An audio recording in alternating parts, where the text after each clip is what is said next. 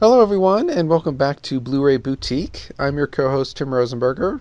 And I'm your co-host, Rosalie Lewis. And today we're going to do something a little different. We're going to be talking about, it's a Criterion release, but it's not a Criterion release of actual movies. It's a release they did, I don't know exactly when, but I think it was 2009 or so. It's their 495th spine.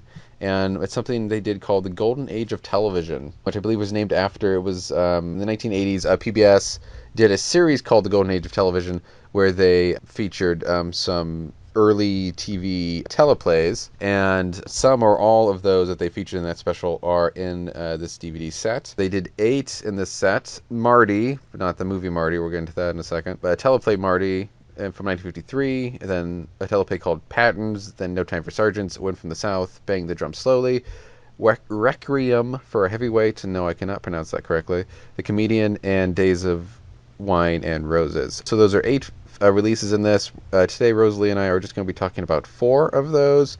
I think the plan, at least as of right now, is to talk about the other 4 next September.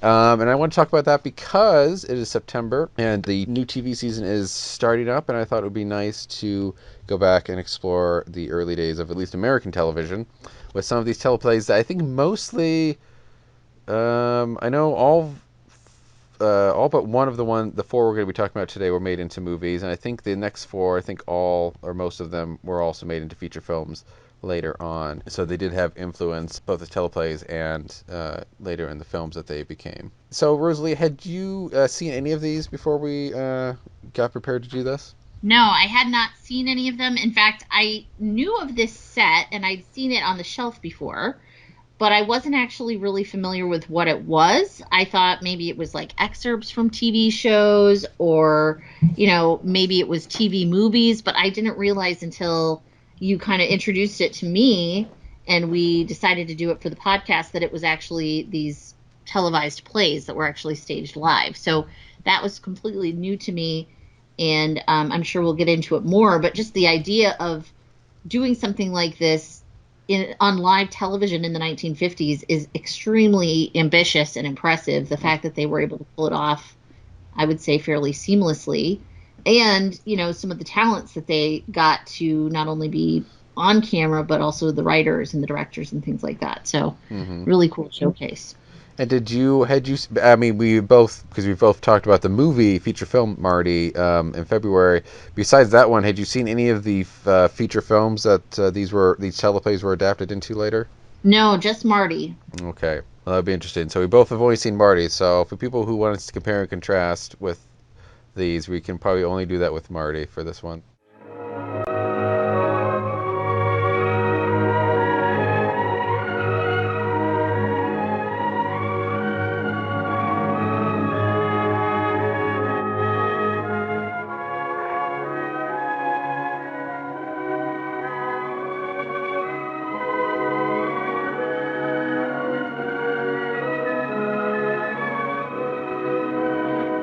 Okay, so our first, teleplay, not film, but our first teleplay is from 1953, again called Marty. It is 51 minutes, and just for reference, all of these are around 50 minutes long, at least the first 4 that we're going to be talking about today. And it was written by Paddy Chayefsky and directed by Delbert Mann, both of which later wrote and directed the feature film Marty with Ernest Borgnine and Betsy Blair. But this one does not star Ernest Borgnine as Marty. Marty, if you don't remember, is a butcher in New York.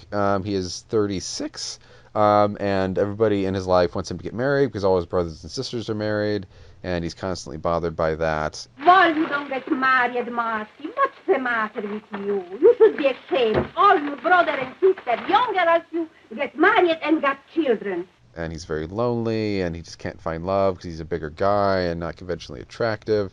Until one night, after his mother convinces him to go out to a dance hall, he meets a young woman named Claire, and the two kind of meet and talk and form a connection. Again, in the feature film, it was Ernest Borgnine and Betsy Blair playing those main roles, and this one is Rod Steiger, and an actress I'm not terribly familiar with called Nancy Marchand, who I believe was later in The Sopranos, which I haven't seen. The same actress who played Marty's mother in the movie is in this, and the same person who played his friend Angie is also in this too. And there might be some other parts that kind of match up. I think those are the main ones. So again, this is 50 minutes, while the movie Marty was an hour and a half.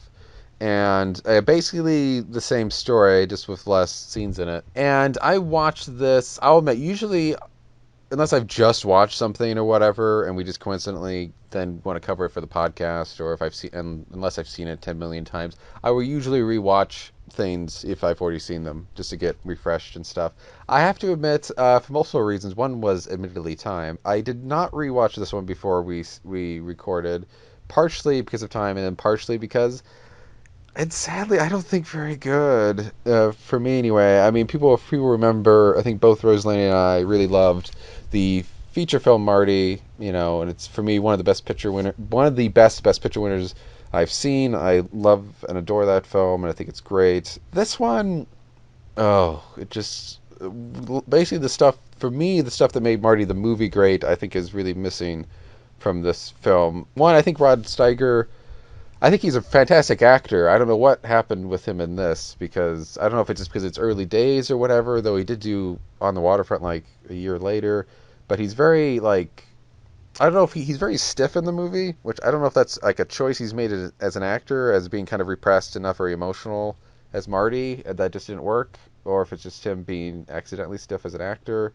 But that didn't really connect. I didn't really connect with him. Oh, look now, Angie, look, I'm 36 years of age. I've been looking for a girl every Saturday night of my life, I'm a fat little ugly guy, and the girls don't go for me, that's all. You, it's the other way around. You laugh and you joke with you, and you get along fine. Everybody says to me, when are you going to get married? When are you going to get married? When are you going to get married? I want to get married. Do you think I want to get married? I want to get married. They drive me crazy. I didn't really connect with the romance as much, and part of the big problem to me is the thing that, I don't know about you, Rosalie, but the thing I love about Marty in the movie is that the time you see with them on their date, or whatever you want to call it, basically spending time walking around New York and stuff. And in this film, because in the movie you see them at a dance hall, then you see them throughout walking through the city late at night, and eventually they go home and blah, blah, blah. They go back to Marty's place. And the teleplay, they go from the dance hall right to Marty's apartment, or not his apartment, his house with his mother, and they skip all of those scenes with them connecting and all that stuff. So for me, it felt like the kind of heart of the story was kind of missing, and I found that very disappointing. But what did you think of it? Yeah, I was also very disappointed after how much I loved the movie version of Marty. Rod Steiger, I love him too, but he's no comparison to Ernest Borgnine. Once you've seen Borgnine do this role, there's really no one else you can see in it. And I felt like besides him, all the rest of the cast felt very weak. Like the mom character, the aunt character were just bad caricatures in this. The accents were a little shaky. I mean, it was not good. And then the friend character, all the friend characters in the movie version, like, they're believable guys. They just seem like young guys that are yucking it up and trying to find girls and have a good time. And there's like no chemistry between Marty and his friends. It's just like two guys almost like reading the newspaper side by side, but like it doesn't feel like there's any real relationship there. Mm-hmm. I don't know. It just felt very cold. I don't know. Not even like distant. A rehearsal. Very distant. Like, there's no emotion, and there's so much emotion in the movie and in this story. How about calling up that big girl we picked up about a month ago in the RKO Chester? Well, which one was that? That big girl sitting in front of us with the skinny friend. Oh, yeah. Yeah, I remember. Her name was Evelyn Feeney. We took them home all the way out in Brooklyn. What do you say? Think we ought to give him a ring? I'll take the skinny one. No, because it's 5 o'clock already. She's probably got a date anyway by now.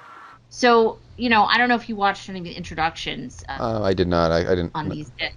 But I did watch the introduction for this, and I think part of the issue might be explained here. So, apparently, Delbert Mann, who's the director, had directed a few of these different live plays, and he had Paddy Chayefsky was there, like, assisting him. And so they were staging one in that dance hall, the very same dance hall that this ends up being in. And Paddy comes over to Delbert, and he's like, hey, I have an idea for a movie I'd like to do or a script I'd like to write. And, I think it would be about a girl that comes to one of these dance halls. And Delbert was like busy directing. He's like, yeah, that sounds like a good idea. You should go do that. And just kind of like brushed it off or whatever. Well, a few weeks later, there was a teleplay that they were trying to get put together, and it just wasn't coming together. They tried all different ways to stage it, just wasn't working. And so Delbert actually called up Paddy and was like, hey, that story you were writing or telling me about, like, did you actually write anything on it? And he had written like 1.5 acts, but he wanted to have like another month to get it up. And they didn't have a month. They had a week. Oh, God. So he asked him to like see if he could put it together before the next week. Oh, and Paddy did it, but like it was a rush job, right? So I doubt much time for rehearsals. Clearly, like not a lot of time for second or third drafts. So I'm wondering if that might have been part of the issue. Because I think once it got perfected, like it's great, but the writing isn't as sharp in this, and it's and I would shine. Yeah, and I think and more might even be less of a problem with multiple drafts than, because again, the stuff that they have in there is pretty much the same in terms of scripting as it is in the movie. Obviously, again, the movie has more stuff in it, but I think it's more a problem of the actors maybe not having as much time to rehearse it and get it down and stuff, and them having to rush it. Maybe that's the problem with Rod Steiger. Maybe he just didn't have time to get more in it, because he just doesn't. Again, he's a great actor, Rod Steiger, but he just doesn't. He just does not give a good performance in this, and it's disappointing too, because I think part of the problem with maybe the performance issues that we're talking about, and also with the cutting of basically all of the connection stuff between Marty and Claire in this version, or this version not having all those moments in it, is that when you do get back to when you are at at Marty's house later on in the night, since you skipped all that, and because I think the actors maybe are struggling a bit and stuff, and because both of them are kind of repressed and stuff, which again maybe was a choice, but it doesn't really work. But because of all those issues, when you do have this scene of Marty tries to kiss Claire, but it doesn't really, Claire gets upset and it doesn't really work out and stuff, and Claire says, I'd like to see you again. Very much. The reason that I didn't let you kiss me was because I just didn't know how to handle the situation. I think you're the kindest man I ever met. And the reason I tell you this is because I'd like to see you again very much. Or maybe I'm just too desperate to fall in love. I'm trying too hard. But I know that when you take me home, I'm just going to lie in my bed and I'm going to think about you. I'd like to see you again very much. I don't really believe it in this film, because they don't really have any chemistry, and it almost, my wife, I watched this version with my wife, who also loved the movie version, and she, I think, made a good point of, it seems more like Claire's almost like pitying him in that scene than really, genuinely liking him, where in the movie, I believe that, yes, I believe she's upset and stuff, but I believe she does actually care for him, because they have better chemistry and stuff, and also because we saw all those connection moments before, so, yeah, it just,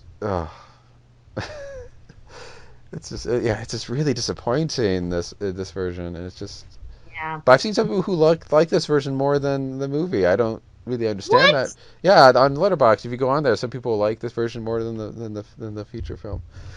I don't get it. People are possessed by the devil. Very funny, very funny. I will say, I think they did try to get Rod Steiger for the film version of it. I think the reason Rod Steiger, I think he turned it down because I think he was afraid, or maybe they told him he was going to have to sign a contract with the studio, and he didn't want to do that. He wanted to be more of a free agent at that time. And I don't remember if they were going to try to get the same actress for Claire. I don't remember if that was the case or not with that. They might have been somebody, they didn't want her, so I don't know.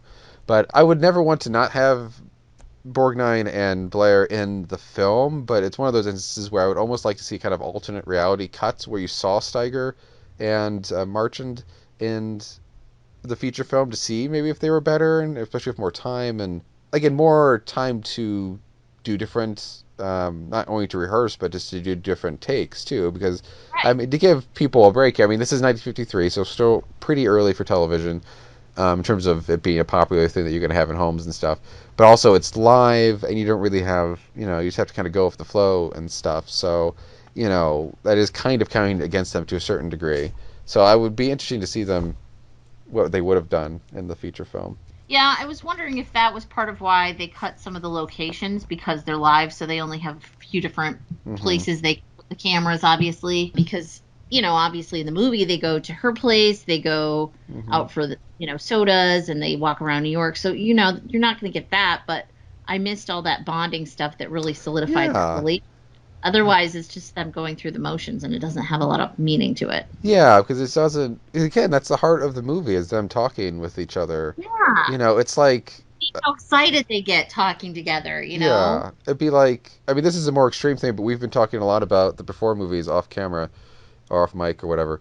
It'd be like if you cut all the talking out of those movies, and it's like, well, what the hell do you have? Exactly. Left?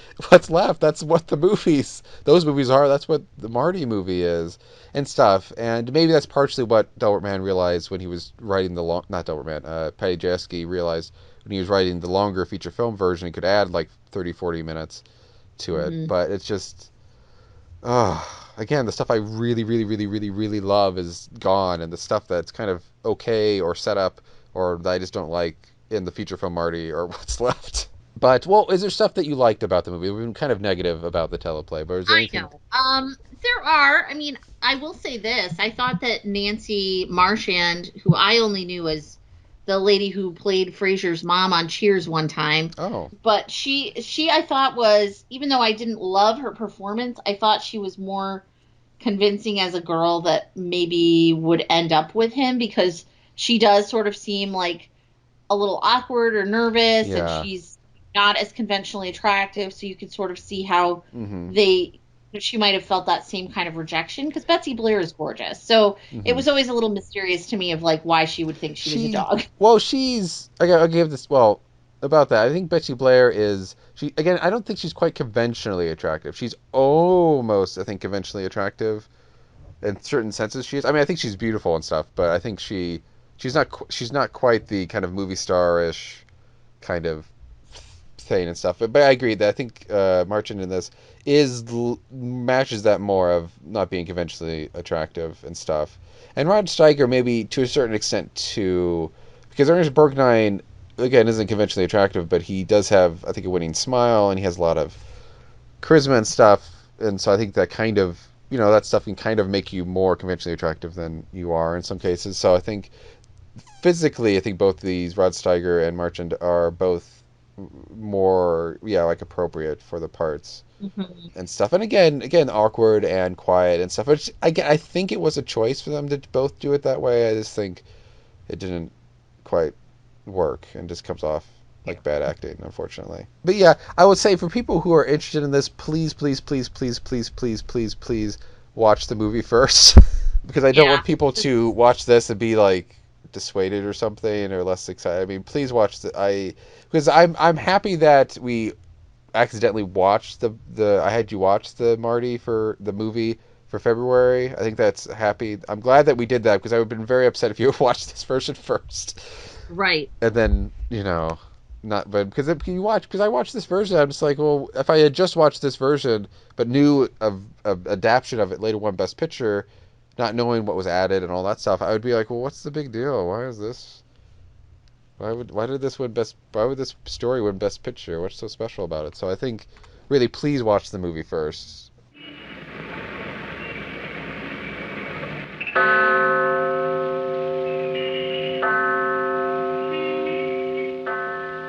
There's a fifth dimension beyond that which is known to man. It is a dimension as vast as space and as timeless as infinity.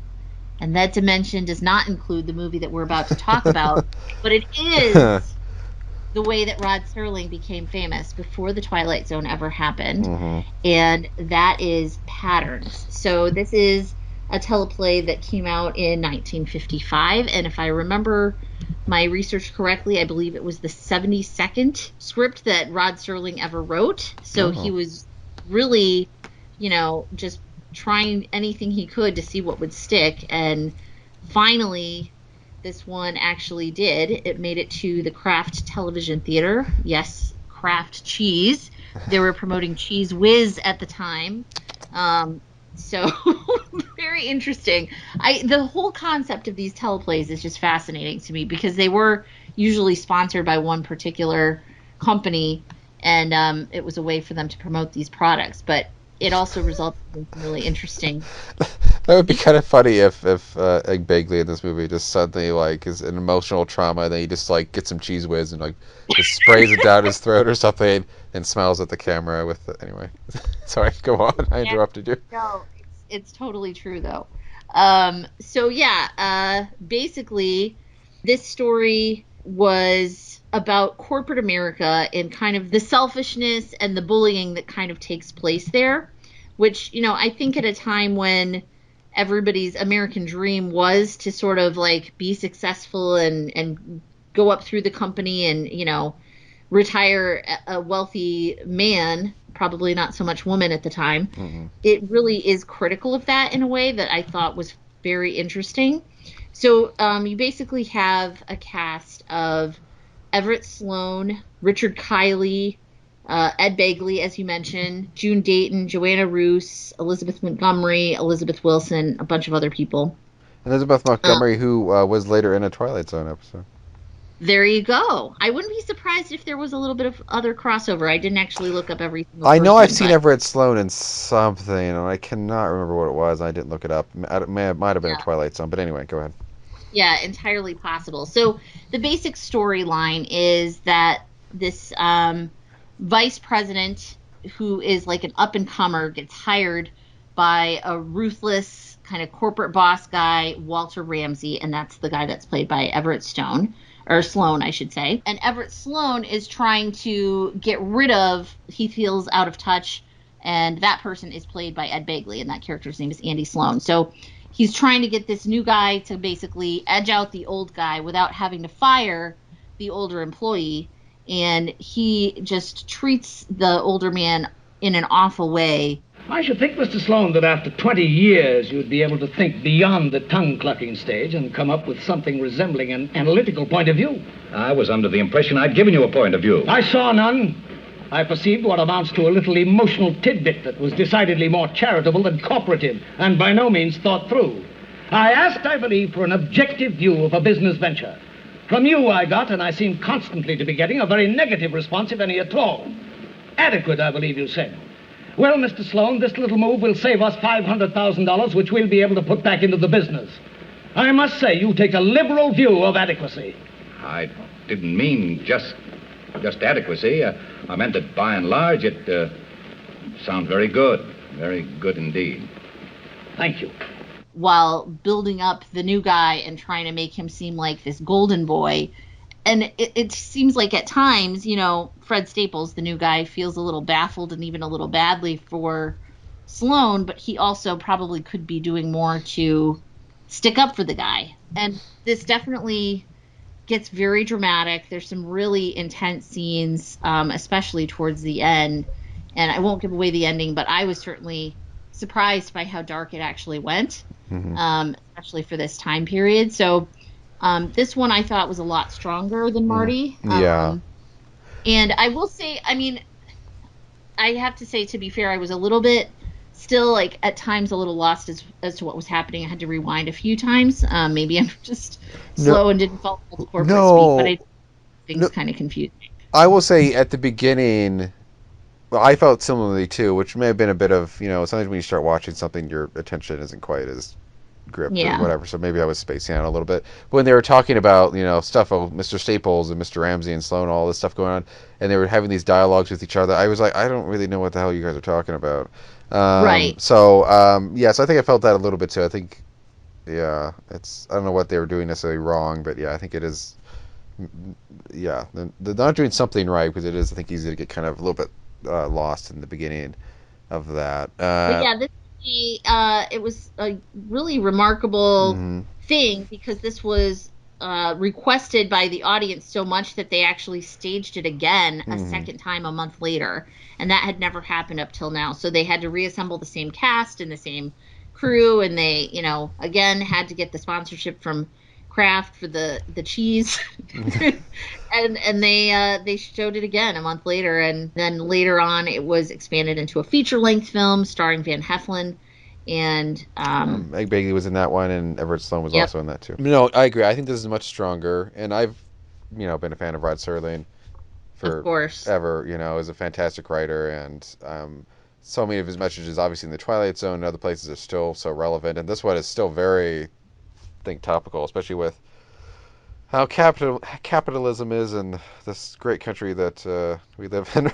Rosalie. Right. So I think Rod Serling's dialogue is always going to be, I love his dialogue to a certain degree. It is stylized and it is a very specific thing. And I know he himself, one of the things I respect about him so much is that he did know how his dialogue, see, I mentioned, if you go online on YouTube, there's a series of talks he did with some college students, I think maybe with UCLA, I don't remember, but I think some school in California that he did stuff with. He talked to them about writing and stuff, and there's little 1, 2, 3 minute videos you can find online. In one of them, he had talked about how in his scripts that if you took out the names and stuff, he said it would probably be very hard to understand who's talking because his people all kind of sound the same. So I respect him so much that he knew that about himself, and that he knew that was something that he had to work on, and that he would admit, oh yeah, I have all this success, but I'm not very good at doing this thing.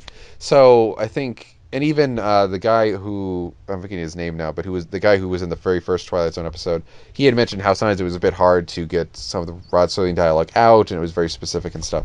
So, well, that's always going to be a bit stylized, and it's to a certain extent not really realistic in how people talk and stuff. I think it mostly works, but I do think in patterns and other things he's done, it makes, while I think the message is still very timely, it makes it, maybe the characters are a bit, not one-dimensional, but they're a bit, maybe not as developed as they could be and stuff, and maybe the boss is a bit too obviously a bad person, because I don't know if a person in that kind of corporate, kind of ruthless, corporate, unhumanistic fashion would necessarily think of himself in the way that this guy does. So I think that's partially Sign of the Times and just partially Rod Serling's writing, which again is great, and I love the messages and what he's doing with it. But I think that's slightly a downside to it, maybe. The women in this were interesting, and that is something that I wonder if the movie gives them a little more time or not. Because you have the secretaries, right? And there's an older secretary who's sort of scolding the younger ones for gossiping about what might be happening to Sloane. And, it seems like they've redecorated the new guy's office with all these antiques, and Mr. Sloane doesn't have those in his office. And so they're kind of comparing, and it's interesting to see kind of the inner office politics through their eyes. Mm-hmm. But the other character that is interesting is the wife of the new guy, who's, very supportive, and in some ways is almost I don't know, pushing him towards being a little bit more devious. She's the one that's trying to take credit for Sloane's ideas. And yeah, I didn't really like her in the movie. Yeah, she was a little bit... I didn't love her either. I mean, I get to a point where she just kind of call him out, Fred Staples out about, I didn't hear you tell Mr. Ramsey he was mistaken. I didn't hear any clear-cut defense of Mr. Sloane. If you don't want to be successful, tell that to Mr. Ramsey. He'll hand you a broom and you can check in every night at 7. Don't tell me. I'm sick to death of hearing it. Oh, I don't want to argue with you. Neither do I. I just want you to answer me. Did you tell Mr. Ramsey your wife was mistaken? Did you tell him you were taking vows you shouldn't be? No, I didn't. Why? Because I want the job. And to a certain extent, no, but he also doesn't stand up for himself in that moment as much either, because he just tried to say something and then he gets interrupted. He could have done more, but it wasn't like there was no effort to do it. So I didn't really, yeah, but it would be interesting. I wonder. I mean, I doubt that they do this, but it would almost be interesting to almost have almost upstairs, downstairs, Downton Abbey type thing, where you have the secretaries and you have the higher up people and all that stuff, and you kind of see all that corporate stuff in both point of views would be very interesting. I mean, I doubt that they do that, but it would be nice thing to do. So Ed Begley, he is really gives the most kind of, not, I hate to say three-dimensional performance, but I think he's the best actor in this. Not that Everett Sloane is bad, and he just gives really a heart-wrenching kind of performance of this guy who really, because at one point, Staples says, well, why don't you just leave at this? I mean, you seem to be, in different words, he basically says you seem to be really miserable in this job at this point. Yes, you've been with this company since it started. You knew the original boss, the father of the guy who runs the company now and stuff, but you just seem to be miserable now. And then Sloane, Begley's character, just basically says, because I'm a weak man. Answer your question. Because I'm scared. I'll have a boy ready for college soon. I'm 56 years old, and I don't think I could get another job. But then he hates it, and he has these health problems, and he just is being torn down by this horrible just boss, but also he can't stand up for himself properly and just tell the guy basically to shove it and stuff. And yeah, it's just this really sad character. And he seems to be really the conscience of the firm too. Like the boss is trying to buy up this company, and he's saying, well, what about these 200 people that are going to be out of work? And he's like, oh, we're going to employ twice that many once we take over, and it's not that big of a loss. And he's really trying to just brush the ethical issues under the table. And so it makes you think, like, that's probably the real reason he's trying to get rid of this guy, is that he does have this moral fiber to him, whereas, maybe he thinks Staples, he can flex him a little bit more and get him to see things his way. Yeah. Well, and also because at the end, again, we won't say what happens, but the boss character is you can see that he is shaken about something that's happened and stuff. Mm-hmm. So you can see where I think there is a conscience in him too, and he's kind of been trying to ignore that. And I think Sloane, the character, kind of keeps reminding him of that, and maybe that's why he lashes out on him so much, is just because he's reminding him of the stuff that he might actually feel a bit bad about himself, and he just kind of wants to get rid of him so he doesn't have to feel bad about it anymore, or he can maybe ignore that even more. So I think, that I kind of liked, that there was, again, a germ of a more three-dimensional person in there that does kind of feel bad about what he's doing, but is trying to ignore that and stifle that stuff for the sake of having a successful company and, getting ahead and building the company even higher and stuff.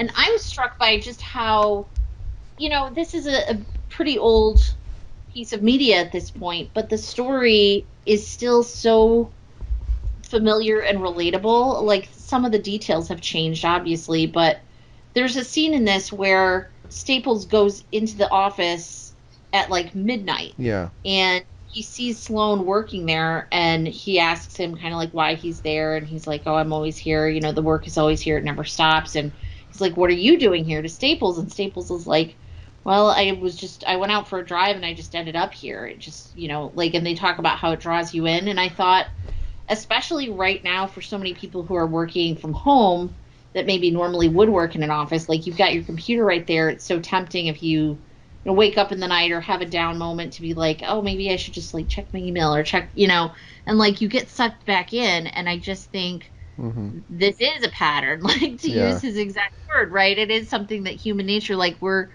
constantly being pulled into that work mode, and it's really easy to let it sort of take over your life.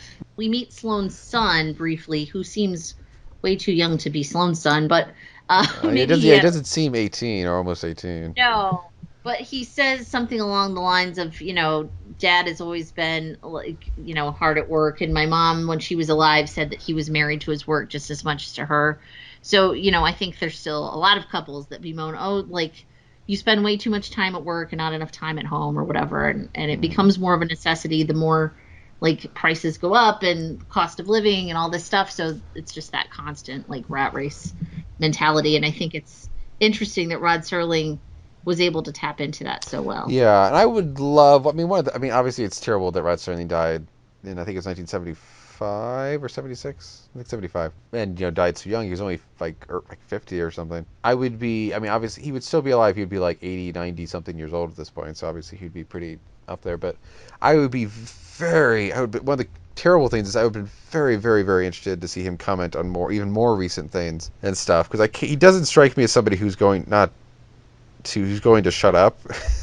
He strikes me as somebody who's always going to be trying to, even if he's not necessarily getting stuff produced anymore, he's always going to be trying to say something about and comment on people and stuff, to see him, if he was still alive and still writing, still getting stuff out there, what his comments would be on some of the stuff we've talked about and stuff. It'd be very interesting, and I'd be very interested to see what he would say about all that stuff.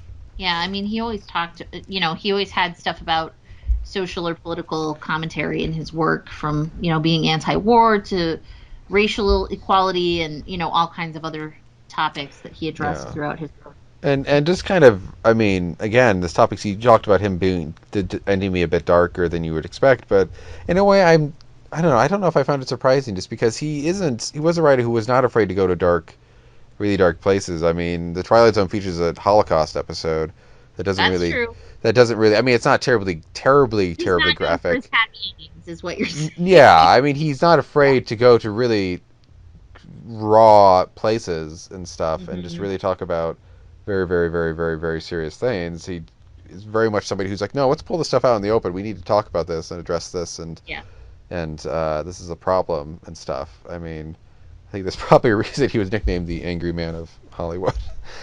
Yeah, fair. That's very fair.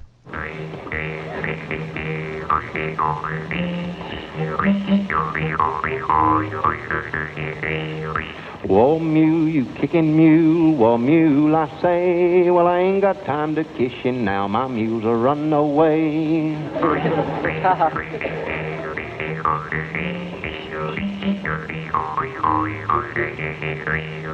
I took my wife to the barnyard and I set her down to supper. Well, she got choked on a turkey leg and stuck her nose in the butter. Stuck her nose in the butter, stuck her nose in the butter. Well, she got choked on a turkey leg and stuck her nose in the butter. The next teleplay that we're going to be talking about is called No Time for Sergeants, which for any Griffith fans, you probably know about the feature film No Time for Sergeants, which came out in 1958. The genesis of this, I believe, this was based off a book, which I don't remember if it's also called No Time for Sergeants, but it was based off a book, I believe adapted to this teleplay, then later from something to some date until 1957, Andy Griffith and I think some of the people in the teleplay did it on stage on Broadway, I think. I think Andy Griffith was at least nominated for a Tony for his part. I don't remember if he won.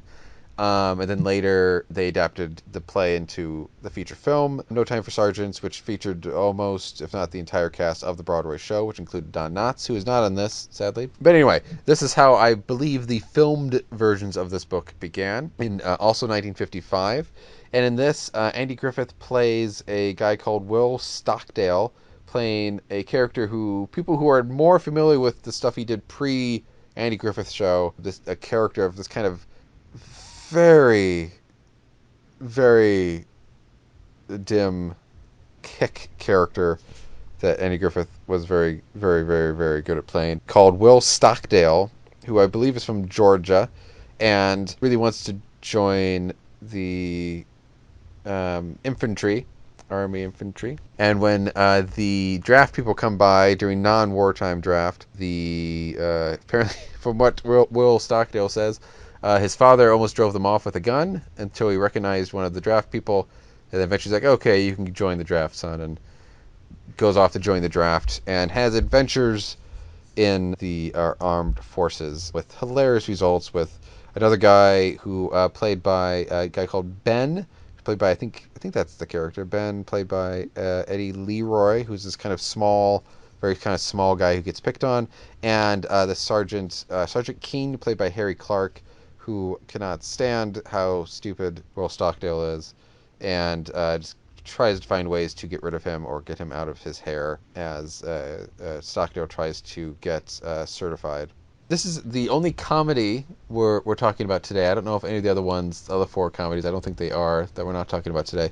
But this is the only comedy we're talking about for this episode. And I will have to say, maybe partially because it was just different, but also because it was really good. This was my favorite of the four that we're talking about. Me too, by far. Yeah, yes. And it was just, it's so funny. And Andy Griffith is just so endearing. I really want to see the feature film of this one, which I do, my wife and I have owned for quite some time.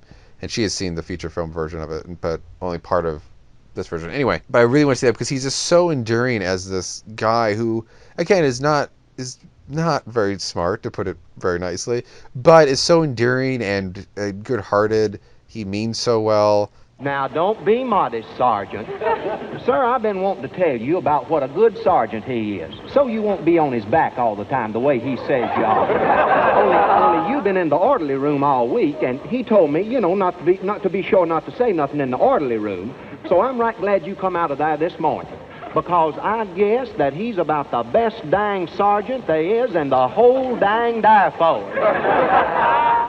And he has so many funny lines. I spend most of my time in the latrine. Because called Sergeant King said he never seen a man so interested in latrines as you are. You go in there and look at them faucets. I polished them so hard they don't say hot and cold no more.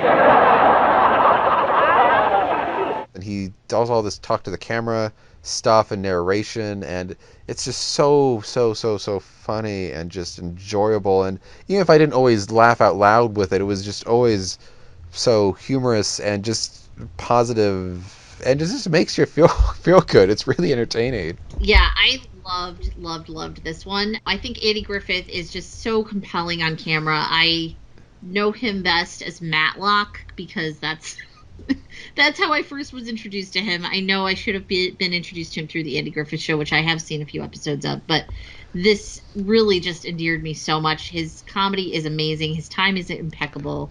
Like, he reminds me in a way of like an early prototype of Forrest Gump, because he's like winsome and he's somehow wiser than the people who think that they're smarter than him, because he just has a nicer way of viewing people and a better heart.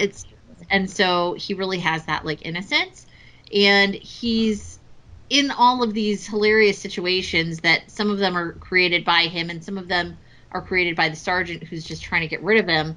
And he just takes to everything with like such cheer and joy. And he's, you know, like, even if he's on latrine duty and, you know, he's going to do the best damn job he can cleaning the latrine and making it shine. And, you know, like, he doesn't care. Yeah, He's loving it. There was a character in when I Can Get You to Watch These Movies, in one of the Baz Rathbone, Nigel Bruce, Sherlock Holmes films, who I thought of a lot during this movie, or this teleplay, because there's one of the films that Rathbone and Bruce did, there's a character, one of the supporting characters, who is just always very pleasant and stuff, and he's in this kind of group of this, not group, but this kind of club of people, and at one point, two of the people in the club are fighting, and then the guy who's always pleasant tells them not to argue and stuff, and one of the other guys says, "Does anything ever get on your nerves?" And he's like, "No, nothing, I have no nerves." And stuff. And so I thought about that a lot in this, where, especially in the psychiatrist scene, where the psychiatrist is just getting so annoyed, he's trying to bait him and get Stockdale angry, and he just won't get angry. Where are you from? Georgia. Georgia. It's not much of a state, is it? Well, I don't live all over the state. I just live in this one little place in it. That's where Tobacco Road was, Georgia. Not around my section. I ain't never seen no tobacco planted in no road. Maybe you're from a different part than me. I've never been there. What's more, I don't think I'd ever go there. What's your reaction to that? Well, I don't know. I don't think I'd ever live in your rotten state. What about that? Well, things has got right crowded around home, so it don't make much difference to me whether you live there or not. Not that we wouldn't be mighty glad to have you. I just thought of that line, just like, does anything ever get on your nerves? It's like, no, nothing ever gets on his nerves. He's just pleasant all of the time. He almost always has a huge, genuine smile on his face. Yeah, he does. And he plays his little instrument there over the opening credits, and, you know, that's always fun to hear. I love that. And the singing was fantastic. I just, you know... I love that opening. Like, if I ever make a film where that's appropriate, I'm just going to steal that opening, because it was just, it was a great way to start. Because it really does, I mean, it starts differently than all these others, because it does break the wall and acknowledges the audience right from the start. So it's just... you know, Andy Griffith talking to the camera and inviting you in.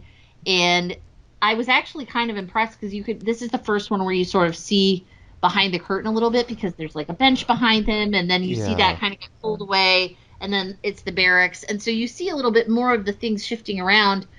But I also thought it was impressive, because they're able to do a lot with the lighting and, you know, things happening behind his character as he's talking to the camera. This one was the most like a play, where they did it. They let you see the seams of it more. Yeah. And I wonder if that's partially because it sounds like anyway, they had an actual audience for this one. I'm assuming because it was comedic, so they wanted basically what you have later with sitcoms, where you have people provide laughter and stuff like that. But yeah, you see that more. And that one, in a way, I think this one was the most impressive because of that, in terms of lighting, in terms of what they were doing with the sets. And it just looked the most interesting, and it was just the way they transitioned between scenes and stuff. Mm-hmm. He does this little exposition. Oh, I went on a train and then a bus and then whatever, and you kind of transition to that. All of a sudden, he's on the train, and then so that one was the most, I think, technically impressive. Even though, again, you're seeing more of the seams of it, where very much you see, like, you don't see walls everywhere. You just see kind of like a doorway, and there's no wall there between rooms, what you would see in a play. So it's very impressive and just nice to look at, ignoring the content of it even.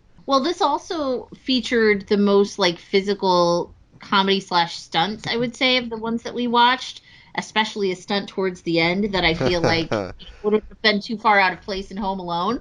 That's a little there. But yeah, I thought that it was very impressive, like the physical stuff that they're able to do as well. The introduction for this, they actually interview Andy Griffith, and he talks about how he got this part, and he was just doing comedy in a few places in New York at the time, and it was what he would do is he would do like Shakespeare but told from a Southern guy's perspective. And so he did the audition for this, and then he was like, I read with somebody and I didn't get my lines quite right, but then we went into the next room to look at the calendar to see when I could potentially come back, and there was a woman in there who just made small talk with me and asked what I did when I wasn't acting, and I told her about these stand-up acts that I would do, and so she wanted to know more, and he started doing his version of Hamlet, and he said, I promise this is not made up. It sounds like a bad movie scene, but really, like, I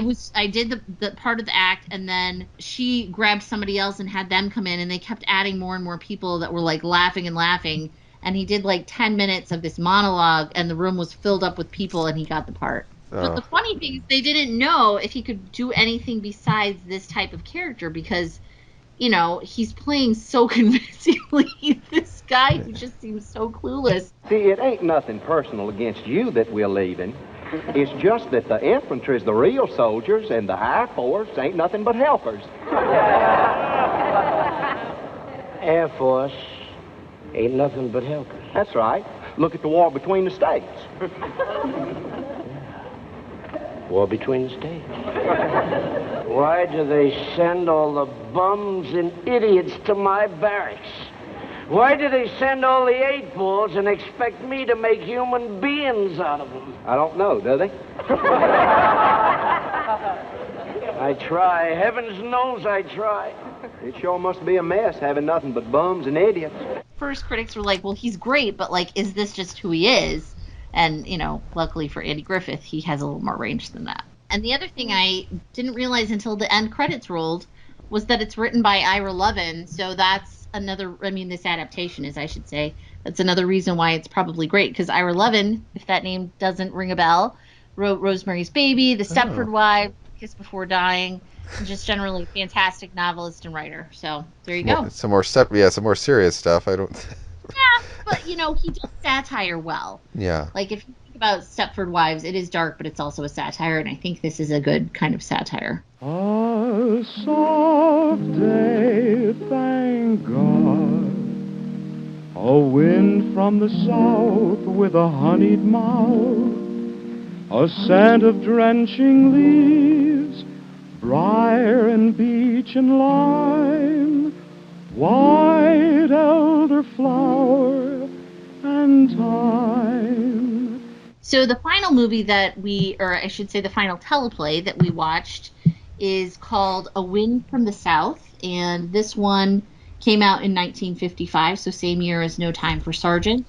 And this one stars Julie Harris as an Irish woman named Siobhan, who, along with her brother Liam, runs a sort of hotel bed and breakfast for American tourists in Ireland. And also in this movie we have Donald Woods, who plays Robert, who will be important later. And the person who plays the brother is Michael Higgins. And then we also have Mary Michael, Farrell Pelly, and Hayla Stoddard, and Michael Higgins, a few other folks here. But the basic story, and this one is, again, more of a drama/romance, is that, Siobhan and her brother run this bed and breakfast together. She is very lonely. Both of them are unmarried, and she has these conversations with an American tourist who's visiting with his wife, but they seem to be very unhappily married. and this person's played by Donald Woods. That's Robert, and he has some Irish blood in him. He recites a lot of poetry, and they both seem to be sort of these like lost souls who are looking for companionship and looking for love and haven't really found it yet. And so over the course of the movie, they form a bond. I don't think it's giving anything away to say that. And it's just a very like straightforward, kind of romantic drama. But I still thought that the acting in this was superior to, the first movie that we watched. I would say the story didn't do quite as much for me as a couple of the others, but I still found it worth the time. So I'd be curious what your thoughts were. Okay. Okay, so this is, we just talked about my favorite of these, No Time for Sergeants. This is by far the one I liked the least. Interesting. Yeah, I almost did not like anything about it.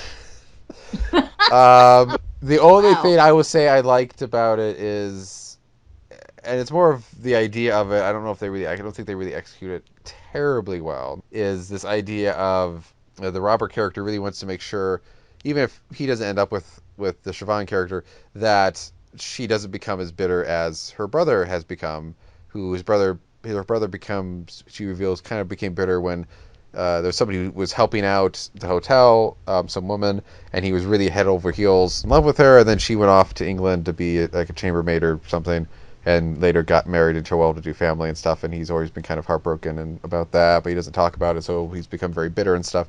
And I like the idea, especially near the end, where they kind of talk about how she doesn't want to become bitter like that. She doesn't want to become a bitter person for whatever reason, because of a lost love or because of whatever. I like that idea of it. It's the work of Providence. I've seen the danger in you, Liam. And God willing, I'll profit by it. I don't want to grow bitter and mean. I don't want us to end up like Biddy and Pat O'Leary. Not there's a whisper of hope to me. Pretty much everything else, I just could not. I couldn't care about it. I didn't really like the story all that much. I didn't really like the characters. I didn't find it interesting. I didn't like the way it was shot. I was very distracted by the. Again, I'm not an accent expert, but I do find these Irish accents very questionable. So that's what you've been doing. You've been wandering about the lake in the wet like Deirdre of the Sorrows while I'm trying to get things open and organized. What kind of feathers do you suppose they are? There's no swans in the lake. Never a loon this far from the sea. Now yourself is the loon, I'm thinking. 5 pure white feathers. Like a day out of 60 days. I completely agree. The accent work is not. Yeah, it's very much almost a, because at one point one of the tenants who's staying at this place momentarily, I think in good humor, though I don't know if people from Ireland, especially at this point, would really find this very funny, does kind of a, Lucky Charms type Irish accent, but it really doesn't sound much different than the quote-unquote actual Irish accent. Siobhan, me darling, the top of the morning to you. And the rest of the day to you, sir. And especially since our main character is supposed to be Irish, and I had to hear her talk a lot, I just found it very distracting. It was hard for me to get into her character because I was just thinking about her accent the whole time. Yeah. So, I understand that. I had to look past the accents because once I stopped worrying about how genuine they did not sound, I was able to settle into it a little bit more. I do feel overall I'm not usually drawn to melodramas, and this one certainly is a melodrama, but I did find certain moments and certain exchanges of dialogue compelling. There's a particular scene where the two of them are talking, and he talks about how, he never really made a decision about who he wanted to be. He just sort of let life kind of pass him by. And he talks about, he says something like, I could have been an animal, a mineral, or a vegetable. And she's like, well, which one are you? And he's like, I'm a vegetable, but not by choice. I just let myself grow that way. And it sounds corny now that I'm saying it, but I sort of thought it worked well in that context of just, it is definitely easy to like kind of let life take you rather than like actively doing something about it. And so many people, get to a later point in life, which this guy is, and realize that they've missed opportunities. And, you can see from like 2 seconds of him with his wife that they're completely unhappy together and just bickering all the time. And so you can see why these two would be drawn to each other. She also has, the opportunity to go out with a young American sailor, and they go dancing. And I found their scene together kind of funny because he's being, typical, like, ugly American stereotypes of, like, just basically saying, oh, you're like a redhead from Ireland, and they sing songs about girls like you, and he's clearly just, like, looking for the type and not really caring, like, He wants to get in her about pants. Yeah, exactly. And he's like, oh, I'm getting lonely over here, like, all the cheesy lines to try to, like, get her to dance up close and, like, oh, let's go for a walk. Like, it definitely doesn't portray the most flattering picture of him, but I liked that little bit of scene. I thought that was a bit funny. Like, I think one of my big problems with this is the melodrama that you mentioned. It is not very over the top, but it is quite melodramatic. I just felt that was kind of difficult to do. And again, like you, I'm not. I love a good romance film, particularly romantic comedies if they're done really well and stuff. Again, I loved Marty and stuff, but I can like those things, but I'm not as into them, especially older ones. Speaking of Marty, and again, how that had a feature film that I think improved on what came before it and stuff. This was, I think, the only, at least we're talking about today anyway, only teleplay that was not adapted into a movie later on. It would have been interesting to have seen this adapted into a movie and given it more time and maybe dialed down some of the melodrama a little bit and really refined some of the stuff in there. I would be interested if it would have become better and you could have built on the relationship some more and some of the ideas there. I think you need, in this type of romantic drama, you need time to really buy the relationship and see it build slowly. And this is all kind of compressed into like 1 or 2 days. So you really don't get time with these characters to see how their connection started and where it goes. So it's like a very short build-up. There's not a lot of runway. And then all of a sudden they're like, pining over each other and in each other's arms. And so it's hard to really like feel the connection. So I thought back to a movie with a similar premise, kind of, Brief Encounter from 1945, which is about two people who are, I think, both married and, meet at a train station and then kind of go back and meet each other again. And, they have an affair and it is very poignant. And they also, know that it's probably not going to last forever, but they make the most of the time that they have together. And that's one of my favorite romantic dramas. So, I know that this can be done well. I just don't know if it can be done well in 50 minutes. And two things. One, I think if you're going to do it in 50 minutes, you need to have people who have better chemistry together. Because I don't think, nothing against Julie Harris or Donald Woods, but I just don't think they have good enough chemistry to pull this off together. Which is another thing I think I've mentioned. I have very little patience for romantic films or TV things with people who don't have chemistry together. I just can't stand it much these days. But two, if you're going to do it in 50 minutes, make sure your two lead actors who are doing this have very, very, very, very good chemistry with each other. And two, you might want to just focus it entirely on them to really build. Because you mentioned that they only have 1 or 2 days together. Again, I keep mentioning these films because they're on my mind. But again, the First Before movie, that's over the course of 18 hours or something. That's true. But you believe that because you see the time. That's the thing. You don't necessarily need a lot of time in terms of how long the story is taking place over. But you need a lot of the movie needs to be showing their time together and showing those relationships build. Again, Marty, that takes place over the course of one night mostly, right. But that works because you see all this, you have all of these scenes with them together to build not just romance or sexual tension, but also they laugh together and they talk about deep things. They talk about their future. They talk about their past. They talk about sad things. They talk about depressing things. They talk about uncertainty. You have all these little elements that can really help form not just three-dimensional people, but a three-dimensional relationship. And the Before movies, they give time for that. The Marty, they give time for that. This one, they really don't give time for that. It's really like they're in love because the script says they're in love. You don't really... I didn't buy it, at the very least, anyway. I bought that he was in love with her, but it was a little harder for me to see why she falls for him, other than just, she's stuck with her brother who's angry all the time. Mm-hmm. But... Good point, yeah.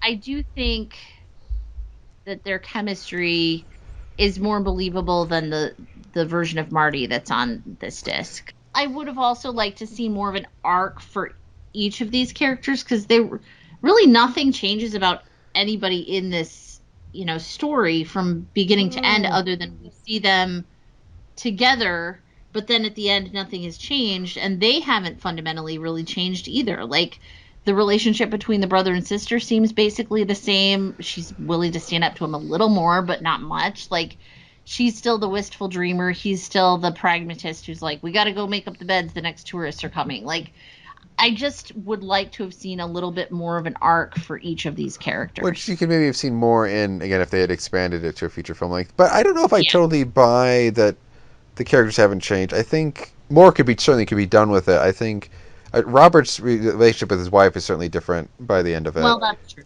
Okay, and stuff. And he's maybe going to be a bit more honest with himself. And maybe take a turn to having a better life. I don't know. But I think Liam, again, is the brother, maybe is a bit more open-minded about maybe what he's become. Maybe. But I think Siobhan, I think she has changed. Because, again, she does have the speech at the end to her brother, like, I don't want to become bitter and horrible and stuff. So I think she's being more upfront about that. She is standing up to him a little bit more.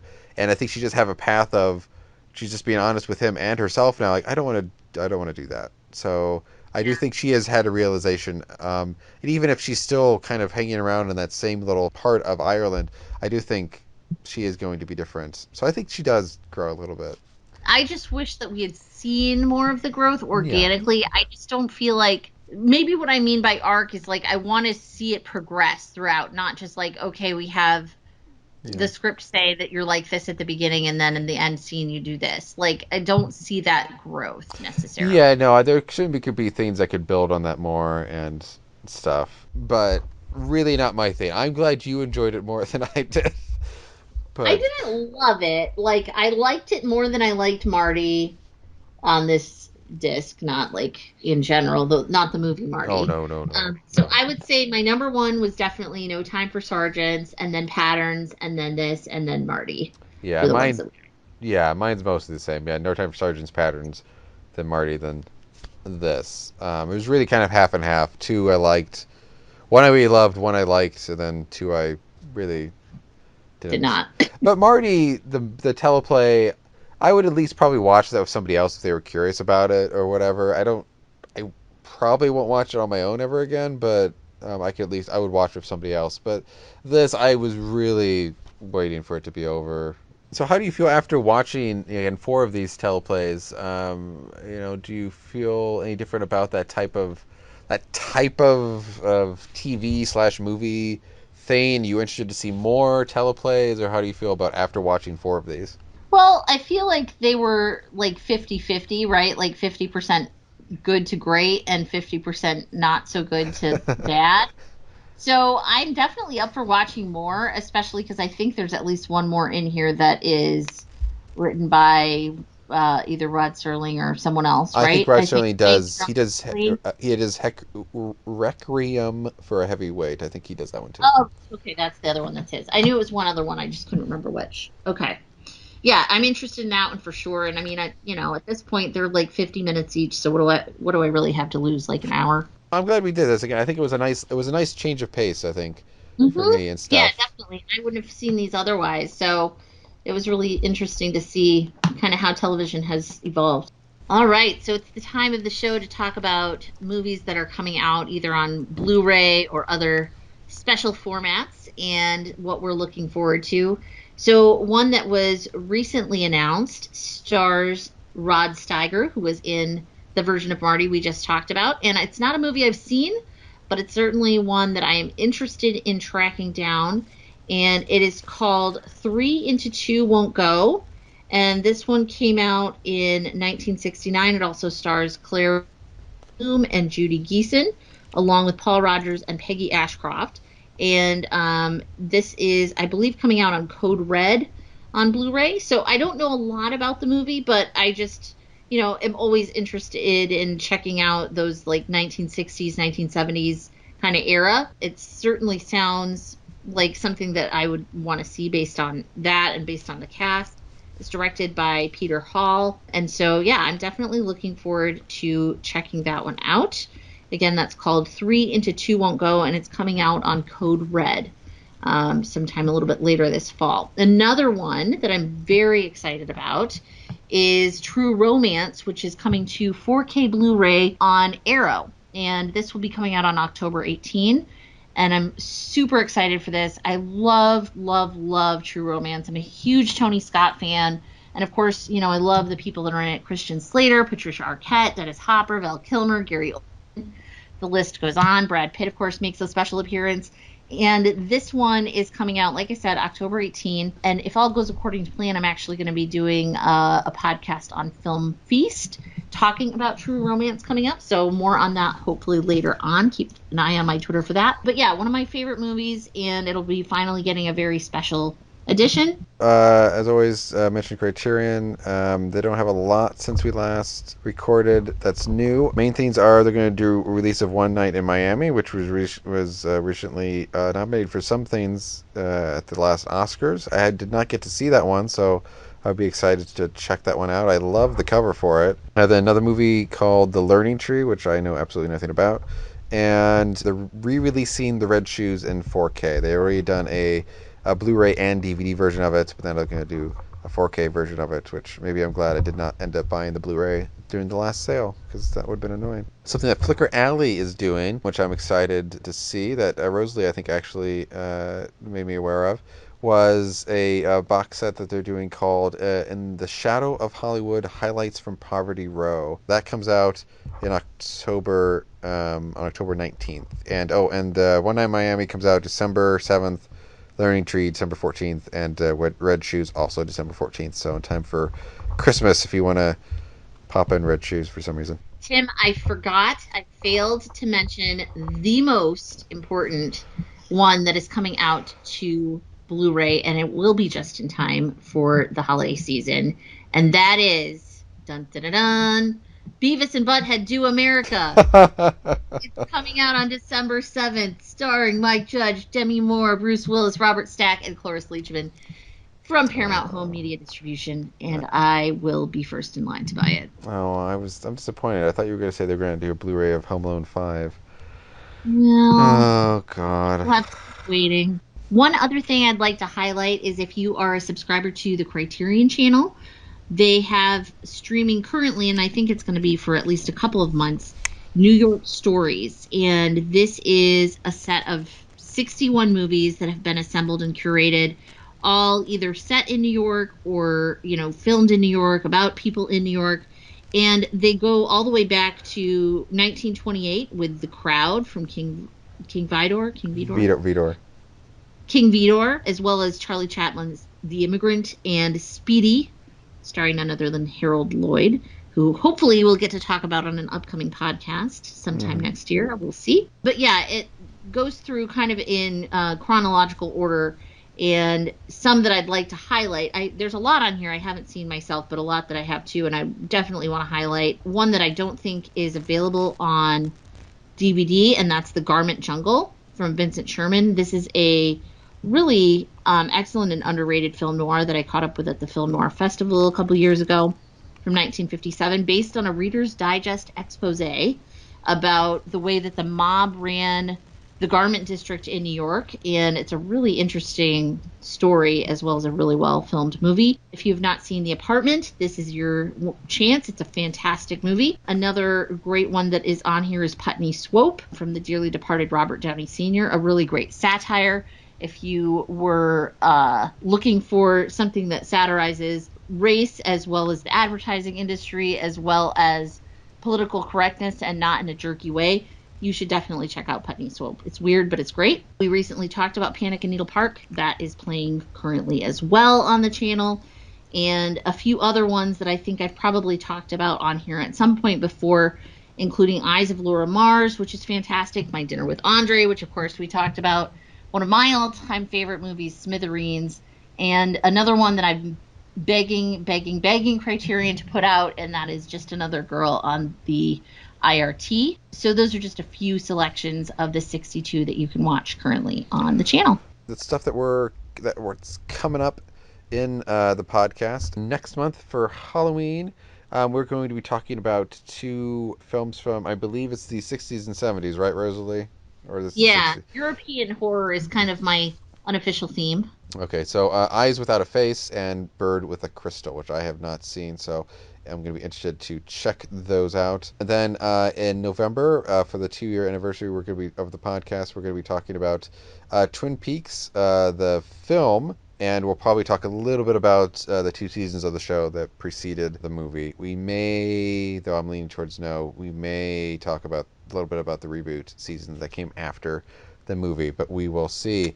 And then for December, I'm excited to announce Rosalie has picked some, at least one I know fun film that we could talk about. I haven't seen the other one, but some not as obviously holiday films, but ones that I think will still be fun to talk about. Gold Diggers of 1933 and Flying Down to Rio. But until then, you can check out our parent site at 25yearslatersite.com or its Twitter account at 25ylsite. You can also find links to my YouTube channel where you can find a video for the feature film, Marty. Check that out. On my Twitter account at CinemaPackRat. And you can follow me on Twitter at Rosalie Lewis, where I post links to my articles and podcast appearances on fthismovie.com, as well as a few other random podcasts who will kindly have me on from time to time. And you can also find the podcast Twitter account at Blu-ray Boutique. But until next time, we'll talk about some European horror that will hopefully scare the pants off of you. We will see you next time.